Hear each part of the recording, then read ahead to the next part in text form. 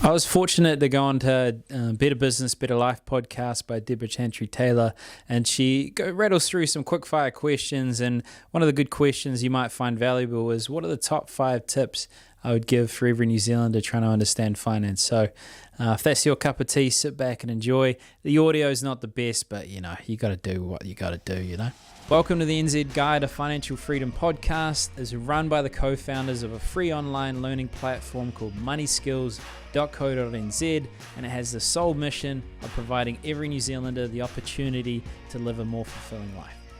So let's kick into it. So, good afternoon and welcome to another episode of Better Business, Better Life. Today, my guest is Ryan J. Melton from OnePlan For Retirement. Welcome, Ryan. Kia ora, Debra. Why Ryan J. Melton? Why Ryan J. Melton? Yes. Because I'm pretentious and I'm stuck up. That's why I put that in there. The reason Ryan J. Melton is, funnily enough, there's a few hundred Ryan Meltons in the world, and I don't like competing in a space that I can't win. So I just put a J, so then anytime someone searches my name, all the page one's me. So at least there's not some sort of confusion, or because you always get taught in sales to make the close as easy as possible. Yeah, fair enough. I just remember seeing the other day on the news, there was a guy who had actually done some SEO work to make sure if you typed in Auckland's hottest bachelor, he actually came up as number one. Well, that's step 2. Yeah. I'll add that to the pretentious aspects. Yeah. Brilliant. So you obviously are working in retirement. How did you get into that? Funnily enough, 7 or 8 years ago, I think now, I wanted to build a business around emotional success. And then when I started talking to people, the more I got to understand them, the more I realized how much finance plays a part. But I didn't know enough about it to sort of go in that direction. So I had a bit of money from insurance, started running events called Meaningful Money Making for millennials. Yeah. And so I thought, I can bring an audience, then I'll attract a speaker, and that speaker I'll learn from and build a connection. And funnily enough, that happened. Door knocked a few business owners. Third one said yes. First 2 couldn't actually do it. They were the wrong kind of an advisor. And when I walked in, the receptionist says, "Oh no, we do retirement planning. He's not gonna be interested in that." But I was like, "Oh, that's all right, I'll wait." And then I had a chat to him, and then he spoke, and he asked me if I've ever thought about working in the industry, and I said no. And he said, "I'll pay for your study, and you can be a part of it." Now I realize I can do a tangible life coach. I can look at what's important to people in life. I can have those conversations, be there for them at key life events, but also sort out their money. So now I just think, well, that makes sense. That's the business I want to create. So I've been there for a few years now. And how many years? 3 now. Okay. And who's the owner of the business? Greg Moyle. That's right. He appears on your podcast, doesn't he? He does. Yeah. Mr. Moyle is well known. He built his business through accountants and lawyers. Yep. And I'm going different tack with the social media like you're talking about. Fantastic. Okay. So tell me a little bit about yourself, first of all. What's your kind of professional and personal best you can share with our viewers, listeners? Yeah, viewers and listeners. There's a video. There's a video. There's viewers. Shout out to both. Yep. Personal best is a bit of an emotional thing where I was in a bit of a tough point. Girlfriend left me for someone else. Moved 200 meters down the road, could see them from my bedroom window. And then a whole lot of other things, like 80% of the staff that were supporting me with commission-only selling at the time left. So you had no one booking appointments. My expenses doubled. So I was crying in between appointments, and then I had no friends because I was new to Auckland, and my only friend left. So I started confiding in this girl, and she was going through a long-time friend, and she was overseas. And then I was going to turn it around. This is a long-winded story, but there was a moment where I went on a team run. I was sleeping in my car to keep costs down, and I had to turn it around with this talk I had to do to a number of people that could be clients. At the time, I was selling medical gear. And at like 2 a.m. in the morning, she started acting funny when I was messaging her, and she'd actually tried to kill herself. And I couldn't think of being in a different country. I couldn't think of what to say other than, if you actually do that, I'll make sure your parents turn up at the door. And that was the only thing that got her to stop. And then the next day I did a talk and it saved the career. But the personal best is making sure she's still here and she's happy and married and having a baby or had a baby. Oh, that's awesome. So that's the lovely. personal best. Yep. Professional best is like, for me, it's just you know, having a fear and facing it, you know, like for me, a personal best is every day that I can do that. I mean, there's accolades, you know, like early on my sales career, being able to make $5,000 in a day or make a revolutionary change in the business that makes a big impact on people's lives and makes them happy. But for me, it's just the everyday, you know, any moment where I feel fearful and I have doubt, and I just incrementally work through it and come out the other end as a personal or professional best for me. Is that how your podcast started? Yeah, no idea. 2 years ago, yeah. Yeah. I sort of paralysis by analysis, overthink everything, or just do it and wing it. Yep. So I go with the do it and wing it. And the podcast is built up to top 100 in New Zealand for business. Excellent. And now people call us, which is a rare thing. So took 2 years, had $80 a month budget. Yep. And now people are calling us, and we've built up a good portfolio of clients, got a few hundred clients. Yeah. And tell me, so your podcast is obviously about helping people to live a better financial life. Is that right? It's called the NZ Guide to Financial Freedom. Yeah. But the funny thing is our ideal clients aren't interested in finance. We want passive investors that just want to live the life they want and not worry about money. Right. So we actually have to get them at a point in time. So what we do is we talk about lifestyle and interesting topics with different speakers. So the number one speaking coach in New Zealand, or Debra Chantry, the business traction / business action business coach. So we give diversity so we can maintain attention. And then when the life event occurs and we've added value and trust, then they reach out. Okay. That was the objective. And finally, after 2 years, it's worked. That's fantastic. So our listeners tend to be business owners. Tell me about the biggest financial challenges that business owners tend to face. Well, it's like, I mean, the cash flow is bread and butter of any organization, and a lot of business owners are cash flow poor. And also, if they're not that, they're either lifestyle asset rich and don't have a means to fund their lifestyle. So by lifestyle asset, I mean the family home, the car, it'll cost them money. Yep. But they don't have a means to replace their income because everything goes into the business. The other thing is they don't think about the exit strategy, how to structure the business, how to have a succession plan. It's kind of like their baby and they can't let it go. Yep. So that would be the biggest thing I see business owners fail at is one, either the structuring of the assets to protect against creditors, because that's the uncertainty. They can come knocking when you least expect. And then also having an investment strategy that's independent from the business. So at least if you can't sell or had enough at some point, you don't have to work because you have to. Okay. And so you can work with people. I assume the first step is understanding what's important for them. Take me through the process that you would do when you're working with a client. So it's transferable, like in any sort of, like I call it sales, it's problem solving to me as sales. But like you got to understand what's important, their values, their goals, and then also the situation. Because we want to look at their liabilities, their lifestyle assets, their investment assets, so you get an understanding of that. The next piece is how much is that lifestyle going to cost when they stop paid employment? Yep. And when would they like to stop paid employment? And then from there, it's looking at the ticking the boxes, you know, insurance. Do they have the right insurance? Estate planning. Do they have the right structure of the assets? Does the family trust still make sense, or should they get a family trust? And then the other piece of the pie is you've also got the investment structure. So what would they be comfortable with? Yep. It's one thing to go for highest returns, but it's another thing to actually have something that you're comfortable that'll be able to deliver what you want. So then that's the final piece is an investment. So we usually summarize it: product, structure, strategy. Product, who's going to deliver it; strategy, how and what do we need to deliver? And structure is how can we make sure that the best interests of the people they care about is looked after as well as their own. There's a bit of controversy here. Go on. Cryptocurrency. Because, of course, a lot of entrepreneurs love to take risks, and I've got lots of friends who are investing left, right, and centre into cryptocurrency. What's your views on that? Because I read a really interesting article from my friend Sam Stubbs the other day, and he's definitely not one for it. Love to hear your thoughts.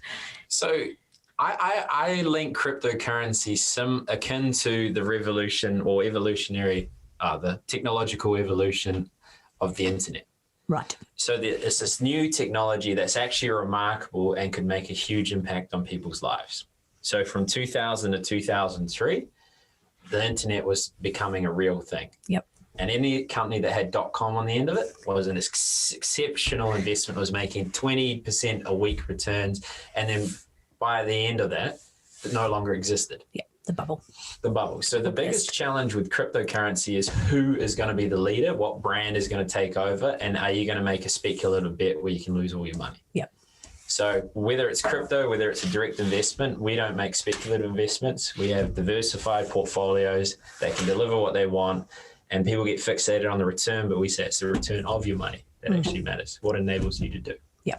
That's what I'd say about crypto. It's pretty much what Sam said. He said, you've got to be prepared to lose it all. It's like having a gamble at a casino.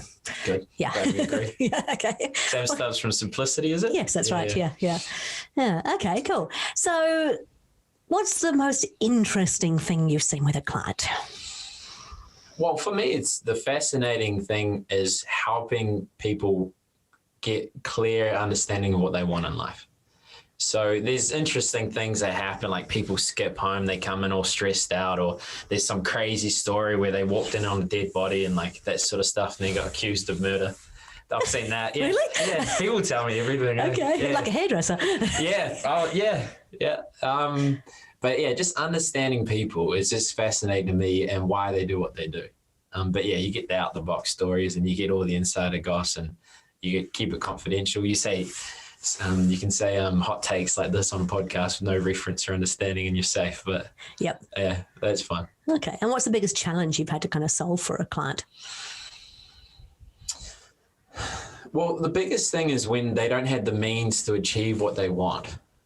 So you have to be strategic, you know. Right. There's tools you can use, like the family home. You can use a reverse mortgage. Mm-hmm. So you can use the equity in your home to fund your income, and they don't take the money until you sell the house. Yep. So that's good for the older people. The other thing is, that's the biggest thing, is trying to mediate the difference between what they want and what they have. And you do have challenges. You do have like family members that you got to think about, and they may not think about, because a lot of family members put their kids as trustees and beneficiaries, where as soon as money past a certain point comes into it, the kids start acting a little funny. Yeah. And we've had instances where a stepmother, new family, the partner passes away. They had their money in a trust, and they also had it invested. The house was partly owned by the trust. So then you basically had a prison for the step parent, and they wanted the kids to help them out, and the kid says, not my mum. Right. Okay. So it starts to get quite complex. Yeah. So the biggest challenge is getting all people that are involved in a unified vision. Mm-hmm. And clear, transparent communication. Like a lot of people might use prenup trusts and think ahead like that, but even then that's not airtight. And the best thing you can actually do in a partnership is clear communication and transparency. Like there's nothing better, unfortunately. So do you actually help with that with clients? Yeah. It's like, I like referencing sales a lot because most of my life has been sales, but you don't set anything up without the decision makers. So for us, we can get people over the line, they make decisions, but we're not looking for a transactional relationship. We're looking for long-term. So sure, we may lose people because we're asking, hey, can all parties be involved? Yep. But in the long run, it's better outcomes for the client, and also it's a lasting relationship as well. Now, I've heard you use sales a lot, and for a lot of us, sales is kind of that dirty word, and we feel a bit sort of scared by it.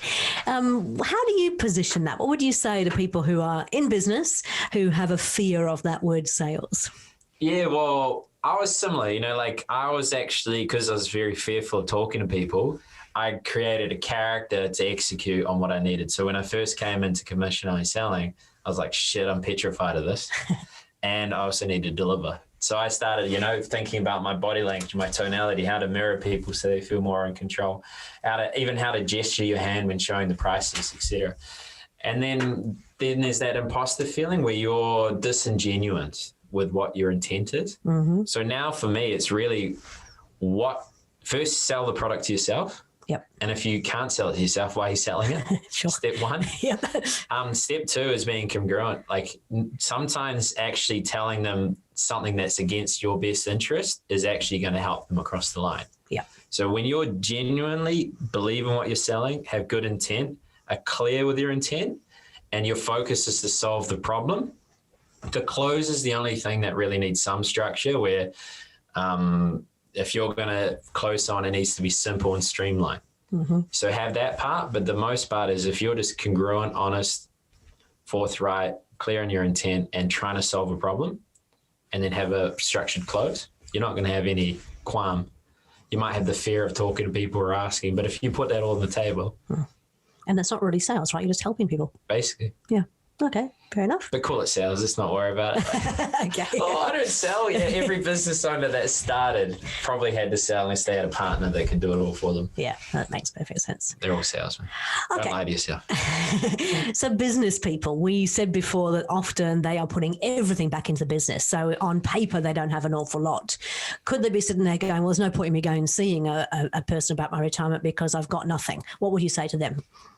Yeah, it's fair. I mean, we have clients that invest millions of dollars. We have clients that have zero and they're starting from nothing. Yep.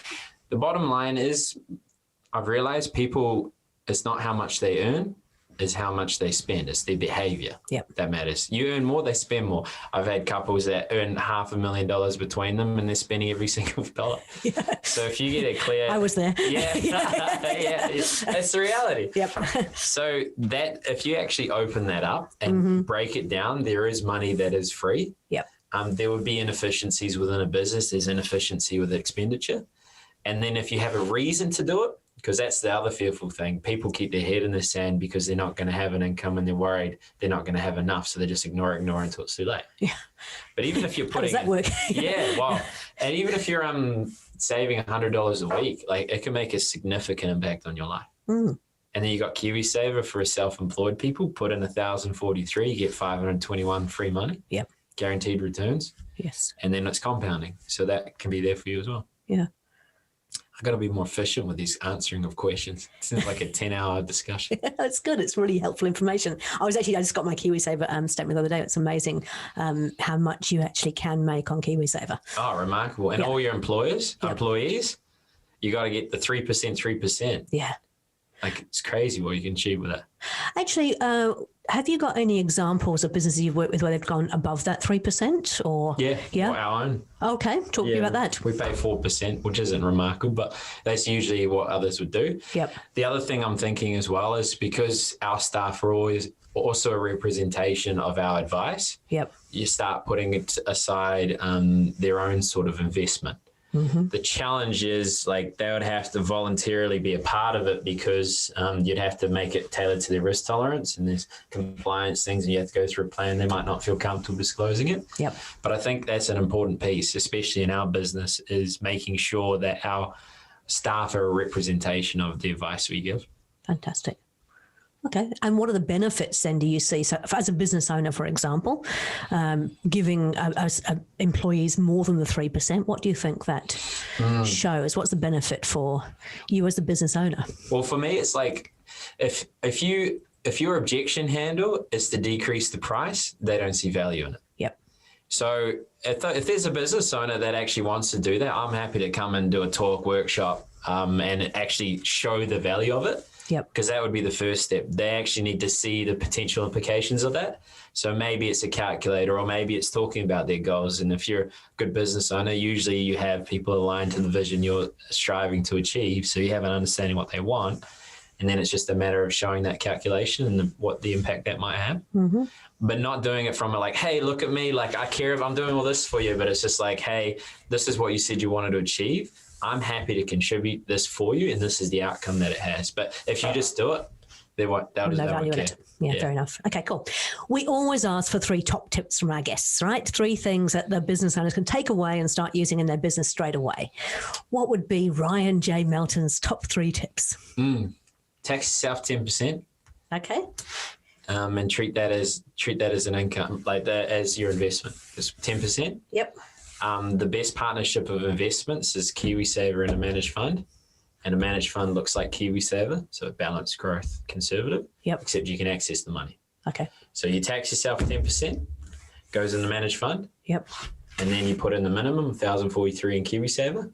And 521 from the government. Yep. Yep, that's the one. And that's tip 1. So 10% in growth or balanced fund, depending if it's 5-year or 10-year horizon. KiwiSaver minimum. Yep. Second step is actually have the conversation with your partner or the significant person in your life. Okay. It might not be comfortable. We call it, we talk about, this might cause a domestic when we had in the expenditure requirements. But if you actually sit down and talk about what you're hoping to achieve and what that looks like and how it coincides together, they'll, especially if you've got a partner that spends a lot, funnily enough, they start changing that narrative. So have a conversation. So how do you start that conversation? Because my experience of working with entrepreneurs is you've got entrepreneurs who are generally big risk takers, generally kind of, big spenders as well. And often they're balanced with a partner who's quite different, risk averse, not big into spending. And so having that conversation initially is going to be tough. How would you suggest that they start that? Well, a good start is, hey, honey, I was just listening to Better Life, Better Business. Better Business, Better Life, sorry, long way around. Yeah. And they were talking about having a clear vision and how that could impact and yada, yada, yada. Yep. The biggest thing, that starts it off. Yep. The biggest thing I've learned is it doesn't matter how you start, you can always react. You can always adapt. Yeah. But the place you're coming from is, I care about you, I want to know. Not, I have this idea, you need to do this. Yeah. But if you're like, hey, honey, I've been talking, listening to this podcast, they're talking about vision. I'd be curious, like, what was your hope? Like, what would you try to achieve? And then you try and understand that. Yeah. And then once you have so that it's similar to a business, really. It's like, what is our vision? What are our shared core values? Where do we want to be in 10 years' time? Same thing. Yeah. Business is just a projection of a person anyway. Yeah.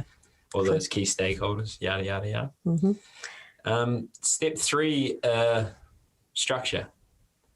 Structure? Yeah. So think about estate planning, who's going to get what, how that's going to work, how are you protecting yourself against unexpected with the insurances, yada, yada, yada. So think about structure, get a clear vision from your partner, tax yourself 10%. Those are 3 tips. Fantastic. That's really good. Thank you. Okay. Thank you for sharing that. Thanks also for sharing quite vulnerably about your personal best. I'm really pleased that you saved your friend's life. I'm sure she is too. Yeah. If people want to get in contact with you and have a conversation with you, how do they do that? Well, if you Google Ryan J. Melton, I'm everywhere. That's true. Yeah, TikTok, Instagram, LinkedIn. I've got a newsletter. There's a book you can get for free. Just email me at ryan@oneplan.co.nz. Actually, it just reminded me of something else. TikTok. Tell us a little bit about TikTok, because I have to say, when you first told me you're on TikTok, I thought that's ridiculous. Nobody on TikTok's going to be interested in financial planning. Yeah. So tell us a bit about that and how it's worked for your business. Well, I usually say, to be on the right side of today, you need to be on the wrong side of history. Wrong. Yeah. If you want to be on the wrong side of today, then you'll be on the right side of history, whatever. You get what I'm trying to say. I do. Yeah. Yada, yada. So TikTok, heard this all the time. Yep. Biggest revenue generator from social media. No cost, just time. So TikTok, whatever you put on the hook is what you attract. Yep. There's, I don't know, 1 billion users now. Mm-hmm. So there could be people between 50 and 60 that might be interested in financial planning and an engaging short form content, and people just reach out. Hey, I saw your TikTok. I was actually thinking, about my future. What should I do? And then plan, client. So what kind of content do you share on there? Well, the biggest thing I'd say with content, create what you enjoy. Yeah. Because there's going to be points where people aren't interested. There's going to be points where it's hard for you to keep consistent at it. Mm-hmm. That's step 1. Step 2 is quantity will help you create quality. So you can't sit in your boardroom with all your different directors and say, hey, this is what I think people like. Yeah. And then you present it and it's a dud. So if you consistently put out content, you'll actually see what becomes quality. Yeah. So it's about monitoring what you're doing, seeing so it's doing the stuff that you love, making sure you're having some fun with it for a start, because that becomes authentic, and then seeing what actually resonates and refining over time. Is that it? Pretty much. And the thing, there's nuances for every social media. So TikTok, it is more representation, more demographic or in the younger side. Yep. So have your clothes adapt to them. So your one with TikTok, the algorithm tries to group it so it presents it to the right person, and it also rewards rewatch factor. So shorter videos seem to perform well. The more clearly defined content is, with the hashtags, with the sounds, and with the content, they'll start putting it in front of the right people. And then when they see that, you want to make sure that your clothes or the link that you have in your description relates to their pain points for their age demographic. That's what I would say. Fascinating. That's really cool. Thank you very much. No worries. Well, again, thanks for coming in. I didn't mention it before, but we've actually been here and done this, like a deja vu, isn't it? we actually recorded this a couple of months ago, and we had some terrible sound issues. So thanks for taking the time to come back in and do it all over again. No worries. I think we've actually learned more second time round. So thank you. Appreciate it. No worries. Yeah, wing it. Yeah. Every time. Brilliant. Thanks. Thanks, guys. Thanks.